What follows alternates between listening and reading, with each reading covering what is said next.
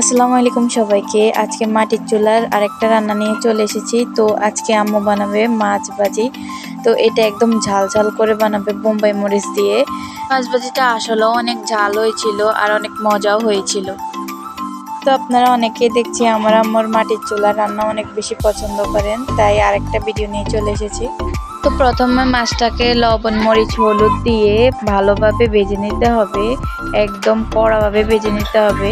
তাকে ভালোভাবে ভাজার পর এবার নিয়ে নিব নাগামরিচ আর পেঁয়াজ আর নাগামরিচটাকে ভালোভাবে ভেজে নিতে হবে। তারপর দিয়ে দিল টমেটো। তো টমেটোটা এটা আমার আম্মুর ব্লেন্ডার করা টমেটো।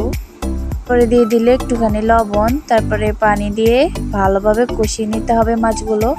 তারপরে আমাদের রেডি হয়ে যাবে ঝাল ঝাল একদম নাগামরিচ। সত্যি এই মাছ ভাজিটা খেতে অনেক মজা হয়েছিল।